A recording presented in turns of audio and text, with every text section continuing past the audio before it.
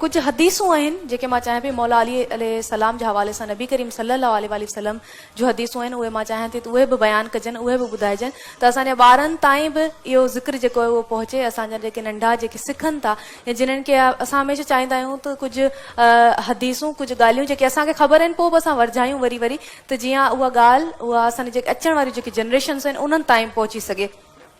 त नबी करीम सल्लल्लाहु अलैहि वसल्लम आकाए नामदार जंहिंजे लाइ सॼी काइनात अल्लाह साईं ख़ल्क़ कई, महबूब ख़ुदा ऐं सभिनि नबियुनि जो सरदार ऐं उहो नबी जंहिंजे लाइ अल्लाह साईं क़ुर शरीफ़ में काफ़ी जॻहुनि ते ईअं फरमायो त नबी करीम सल्लल्लाहु अलैहि वसल्लम जेको कलाम कंदा आहिनि उहा वही हूंदी आहे या उहा वही इलाही आहे या अल्लाह साईं जी रज़ा सां उहो कलाम कंदा आहिनि। नबी करीम सल्लल्लाहु अलैहि वसल्लम जो कुझु हदीसूं आहिनि जेके मां बयानु कयां थी।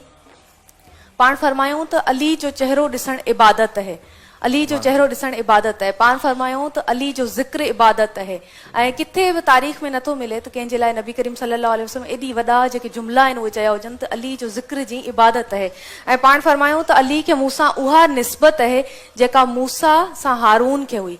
ऐं पाण इते ईअं बि फरमायूं हिकु दफ़ा लश्कर हिकिड़ो रवानो थी रहियो हो त पाण फरमायूं त या अल्लाह साईं उन वक़्त ताईं मुंहिंजी रूह कब्ज़ न कजां जेसीं ताईं आउं अली खे ॾिसी न वठां। ऐं तारीख़ लिखे थी त मौला अली मुश्किल कुशा सां नबी करीम सल्लल्लाहु अलैहि वसल्लम खे बेइंतहा मोहब्बत हुई, बेइंतहा मोहब्बत। ऐं नबी करीम सल्लल्लाहु अलैहि वसल्लम मौला अली मुश्किल कुशा खे हिकिड़ो लक़ब ॾिनो अबू तुराब जो। हिकु दफ़ा नबी करीम सल्लल्लाहु अलैहि वसल्लम हिकु जॻह तां गुज़री रहिया हुआ त मौला अली अलैहिस्सलाम ज़मीन ते सुतल हुआ ऐं चेहरे ते मिट्टी लॻी वई त उते नबी करीम सल्लल्लाहु अलैहि वसल्लम ॾिसी पाण फरमायो त इते अली आउं तोखे अॼु हिकिड़ो ख़िताब थो ॾियां, हिकिड़ो तोखे लक़ब थो ॾियां।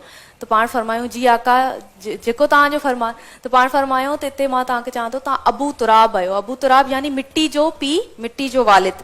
ऐं नबी करीम सल्लल्लाहु अलैहि वसल्लम इहो फरमायो त अली जो जेको नालो आहे उहो मोमिन ऐं मुनाफ़िक जी सुञाण आहे।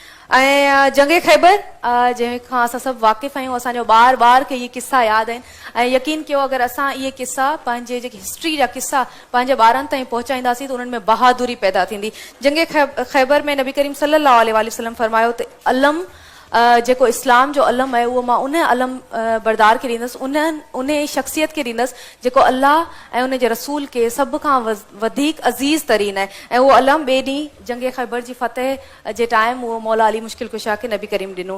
ऐं नबी करीम सल्लल्लाहु अलैहि वसल्लम इहो फरमायो त जेके शयूं मूंखां पोइ बाइस इख़्तिलाफ़ थींदियूं उन्हनि में सभ खां बहितरीन अली जी अदालत आहे। ऐं पाण फरमायूं त अली हक़ सां गॾु आहे ऐं हक़ अली सां गॾु आहे। पाण दुआ बि फरमायूं या अल्लाह जेॾांहुं अली वञे हक़ खे उन पासे मोड़े छॾिजां, उन पासे मोकिले छॾिजां। ऐं नबी करीम सल्लल्लाहु अलैहि वसल्लम जी इहा बि हदीस आहे त अली असां में बहितरीन हाकिम आहे। पाण ईअं बि फरमायूं त मस्जिद नबवी में काफ़ी असाबा हुआ जिन्हनि जे घरनि जा दरवाज़ा खुलंदा हुआ। पाण हिकिड़े ॾींहुं फरमायो नबी करीम सल्लल्लाहु अलैहि वसल्लम त सभई दरवाज़ा जेके जिन्हनि जे घरनि जा दरवाज़ा मस्जिद में खुलनि था मस्जिद नबवी में उहे सभु बंदि करे छॾियो सवाइ हज़रत अली जे घर खां।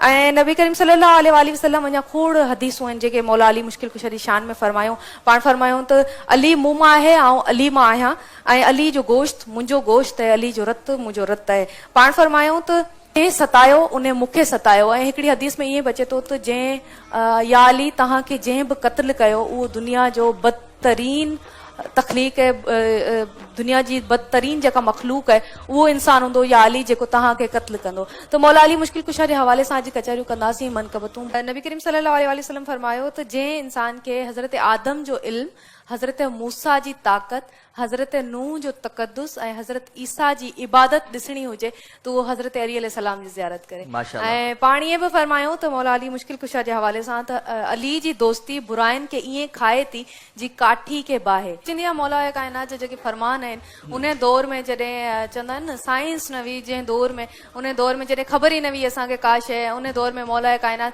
असांखे ॿुधायो त सिज जो ज़मीन खां केतिरो फ़ासिलो आहे, उहो एक्यूरेटली नंबर्स में ॿुधायूं त केतिरो फ़ासिलो आहे। अॼु असांखे साइंस उहो ॿुधाई रही आहे त केतिरो फ़ासिलो आहे सिज जो ज़मीन खां, चंड जो सिज खां केतिरो फ़ासिलो आहे। उहे सॼियूं शयूं जेके आहिनि असांखे असांजे मौला पहिरियां ई ॿुधाए छॾियो। ज़रबत खां पोइ जेके तबीब चयो त हज़रत अली अलैहिस्सलाम जी तबियत बहितर थींदी अगरि हिननि खे आराम मिलंदो अगरि ही खीर पीअनि बकरी जो।